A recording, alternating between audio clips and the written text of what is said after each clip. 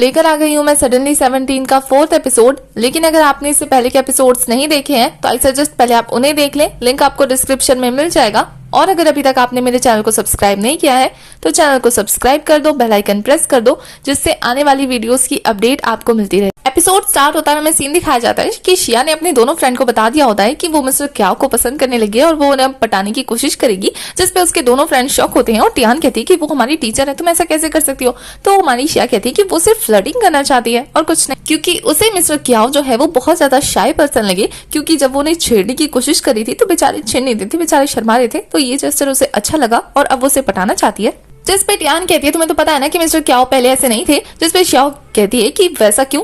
तो हमारी नहीं कहती है कि हमने तुम्हें परसों ही तो बताया था, ऐसा क्यों है, तुम भूल गई। जिसपे टियान को भी शक होता है, वो कहती है हमने तुम्हें परसों ही तो बताया था, इतनी जल्दी कैसे भूल सकती हो। जिसपे शियाना बहाना मारते हुए कहती है कि मैं ना भूल गई हूँ, तो क्या तुम मुझे फिर से बता सकते हो। जिसपे टियान शुरू कर और कहती है कि मिस्टर क्याओ इतने ज्यादा हैंडसम थे कॉलेज में कि लड़कियां उनकी दीवानी थी और वो बहुत ज्यादा पढ़ाकू थे, मतलब टॉपर थे लैंग्वेज डिपार्टमेंट के। और हैंडसम होने की वजह से उनकी कॉलेज में काफी सारी गर्लफ्रेंड्स थी।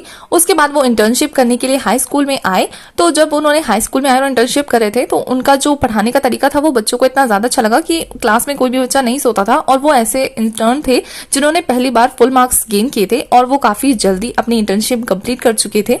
बट उसी दौरान उनके साथ कुछ ऐसा हुआ जिसकी वजह से उनका बिहेवियर टोटल चेंज हो गया। जिसपे शिया कहती है कि बताओ कंटिन्यू रखो, मैं सुन रही हूँ। तो टियान कहती है कि उन दिनों उनकी ना एक गर्लफ्रेंड हुआ करती थी जो कि उनसे 6 साल बड़ी थी।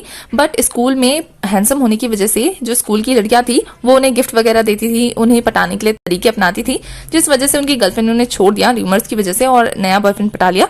जिसके बाद वो हार्ट ब्रेक हो गए और उन्होंने सुसाइड तक अटेम्प्ट किया था, बट कुछ टीचर्स की बचाने की वजह से वो बच गए और उसके बाद उन्होंने लोगों से डिस्टेंस बना लिया। तो ये सारी बातें सुन के हमारी शिया को थोड़ा बुरा लगता है, लेकिन उसके बाद फिर वो अपनी फ्रेंड के साथ एंजॉय करने लगती है और वो सभी खेलने जाने वाले होते हैं। तभी उनकी मुलाकात एक लड़की से होती है जो कि ग्राउंड में बास्केटबॉल खेल रही होती है। इस लड़की का नाम मेंग होता है जो कि उनसे खेलने के लिए पूछती है, बट टियान और शिया इंटरेस्टेड नहीं होते हैं। तो निंग उसके साथ खेलने लगती है और वो दोनों जाकर उसे चीयर अप करने लगते हैं। तो वो दोनों साइड में बैठकर बात कर ही रहे होते हैं कि उनके पास तभी बैन आता है और बैन जो है इस वक्त शिया पे थोड़ा इंटरेस्टेड होता है। तो वो उससे बात कर रहा होता है कि क्या तुम यहाँ अपनी दोस्त को देख रही हो। तो वो उसकी बातों को इग्नोर करती है। तो टियान उससे पूछती है तुम यहाँ क्या कर रहे हो। तो वो कहता है कि मैं अभी ब्रदर माओ को बाहर छोड़ के आया हूँ ना, बेचारे कंपनी गए, वो कह रहे थे उनको दोपहर में कोई काम है।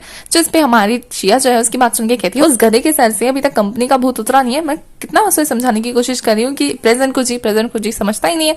और उसकी बातों को सुनने के बाद हमारा बैन जो है उस पर टाइम मारते हुए कहता है कि क्या तुम्हारा खाना हो गया। और हमारी शिया उसकी बातों को इग्नोर करके अपनी फ्रेंड को चीयर अप करने लगती है। और इस बीच में बैन जो है वो लाख कोशिश करता है कि वो शिया का ध्यान अट्रैक्ट कर सके, उसको पटाने के लिए 2-4 स्टेप कर सके, बट शिया को उसको इग्नोर करता हुआ देख के वो भी चीयर अप स्टार्ट कर देता है। दूसरी तरफ माओ को दिखाया जाता है जो कि मार्केटिंग कंपनी में गया होता है इंटरव्यू देने के लिए। वहां के सिक्योरिटी उसे अंदर जाने नहीं दे रहे होते हैं, वहां के स्टाफ उसे बाहर निकलने के लिए कह रहे होते हैं क्योंकि वो अंडर एज है। उसके बावजूद भी वो उन्हें जैसे तैसे पटाकर अंदर चला जाता है। दूसरी तरफ निंग को दिखाया जाता है जो कि मैंग के साथ बहुत अच्छे से बास्केटबॉल खेल रही होती है और उसको भी बहुत ज्यादा मजा आता है। और दोनों अपना गेम खत्म करने के बाद जैसे अलग होकर एक दूसरे के अपोजिट जा रहे होते हैं ना, तो मैंग उसे घूर कर देख रही होती है और यहाँ निंग भी उसे घूर कर देख रही थी। और निंग जब अपने फ्रेंड के पास जाती है तो उसके फ्रेंड तो उसकी फुल तारीफ करनी स्टार्ट कर देते हैं कि उसने बहुत अच्छे से खेला, पर निंग का ध्यान तो मैंग पर था। कुछ देर बाद का सीन दिखाया जाता है जब निंग जाती है अपने लिए जूस बॉटल खरीदने के लिए, तो वो सेम बॉटल चूज करती है जो मैंग भी चूज करती है और वहां वो दोनों फिर से मिल जाते हैं। तो वो दोनों बॉटल के साथ कहते हैं कि तुम ले लो और फिर जो मैंग है वो उस बॉटल को लेकर ड्रिंक करती है और फिर उसको शेयर करती है निंग के साथ। और वो निंग से पूछती है कि वो इतना अच्छा बास्केटबॉल खेलती है तो क्या वो उसकी टीम को ज्वाइन करेगी।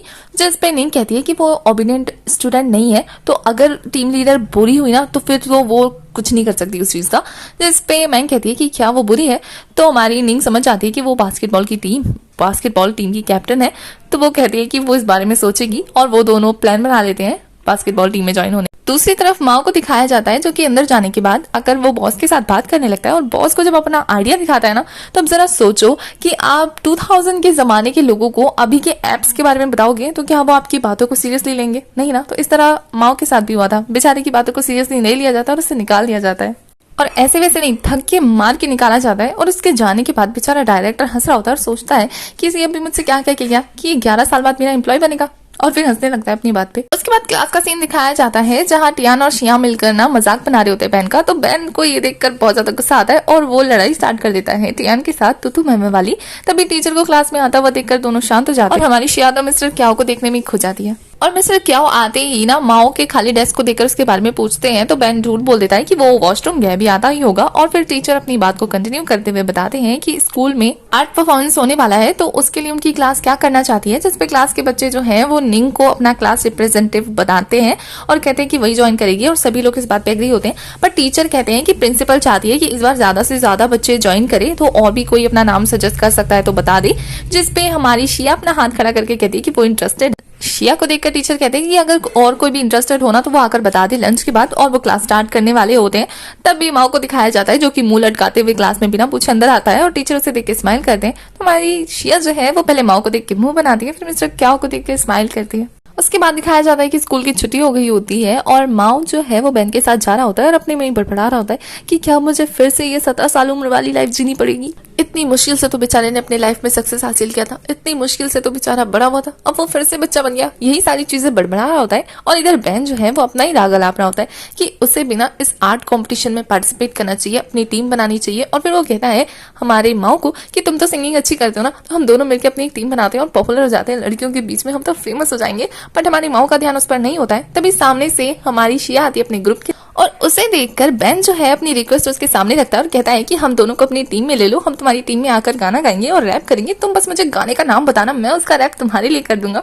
जिसपे हमारी शिया जो है वो टॉन्ट कसते हुए कहती है कि तुम्हारा ये दोस्त तो मैच्योर है ना, बड़ा हो गया है, सक्सेसफुल हो गया है, कंपनीज में जॉब जो करता है, हमारे जैसे छोटे मोटे लोगों के साथ स्कूल लाइफ में थोड़ी ना एंजॉय करेगा, ये हमारी टीम में क्यों आएगा। और ये बोल के वो ताना मारते हुए वहां से चली जाती है। बेचारा बेन उन्हें मनाने के लिए तीनों का नाम पुकारने लगता है, बट वो इग्नोर कर देता है। यहाँ माओ भी उसकी बात को इग्नोर करके चल देता है बेचारा बेन। तो वो माओ के पीछे पीछे जाकर उसे कहता है कि तुम्हें क्या हो गया है, तुम तो ऐसे नहीं थे, पहले तो तुम इन तीनों लड़कियों के आसपास रहते थे, तुम्हारी वजह से मैं भी लड़कियों से घिरा रहता था, अब तो कोई मुझे पूछ के भी नहीं देखता। और उसकी इस बात पे माओ हंसने लगता है और फिर वो कहता है तुम्हें पता है मुझे बड़े बड़े लोगों से ऑफर मिला है उनका दोस्त बनने के लिए, लेकिन मैं तुम्हारा दोस्त हूं इसलिए मैं रिजेक्ट कर देता हूँ।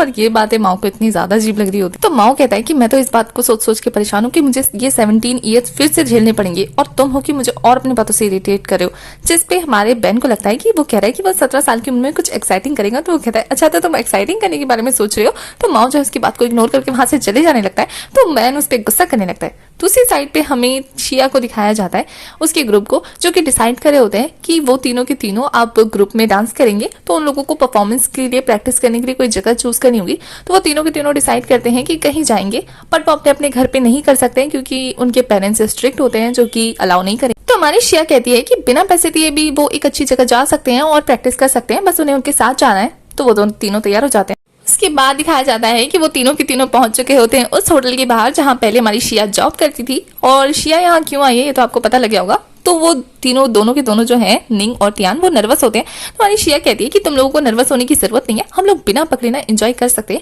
यहाँ पे फ्री टेलीविजन मिलेगा और हम लोग अच्छे से प्रैक्टिस कर सकते हैं, बहुत मस्ती कर सकते हैं। चलो 17 की एज में कुछ धमाका करते हैं। और फिर तीनों के तीनों होटल के अंदर जाने लगते हैं। और यहाँ शिया का टशन ही अलग होता है। और वो सभी जैसे कि जैसे ही काउंटर पे पहुंचते हैं ना, तो निंग और टियान जो है वो स्टाफ का ध्यान अपनी तरफ खींचने की कोशिश कर रहे होते हैं और हमारी शिया जो है वो की चुराने की कोशिश कर रही होती है, बट वो पकड़ते पकड़ते ही बच जाती है। तो वो अपनी बातों में उन्हें उलझाने लगते हैं और रास्ता पूछते हैं रूम का। उतने में हमारी शिया जो है वो मौका पाकर वीआईपी गेस्ट के रूम का कार्ड उठा लेती है और फिर वो तीनों की तीनों रिसेप्शनिस्ट को बेवकूफ बनाकर होटल में एंटर करने लगते हैं। और हमारी शिया जो है वो दोनों को दिखाती है कि उसने वीआईपी रूम का कार्ड हासिल कर लिया, अब वो लोग जाकर मजे से एंजॉय कर सकते हैं। तो वो तीनों अपने अपनी धुन में जा ही रहे होते हैं, तभी वहां से मैनेजर आ रहा होता है। और मैनेजर को देखकर शिया नर्वस हो जाती है बहुत ज्यादा। और मैनेजर जब उनसे पूछताछ करने लगता है तो हमारी शिया अपना मुंह छुपा रही होती है, बट मैनेजर की ज्यादा पूछताछ करने पे शिया उससे बात करने के लिए तैयार हो जाती है। बट जैसे ही वो आगे कुछ कह पाती है ऐसा लगता है जैसे कि वो पकड़ी गई है और हमारा एपिसोड यहीं खत्म हो जाता है। तो एपिसोड 4 की एक्सप्लेनेशन होती है खत्म। आगे की कहानी के लिए आपको नेक्स्ट एपिसोड तक वेट करना है। तब तक के लिए आप मेरे चैनल को सब्सक्राइब कर दो, बेल आइकन प्रेस कर दो, जिससे आने वाली वीडियोस की अपडेट आपको टाइम पे मिल जाए और आप मेरी कोई भी वीडियो मिस ना करो।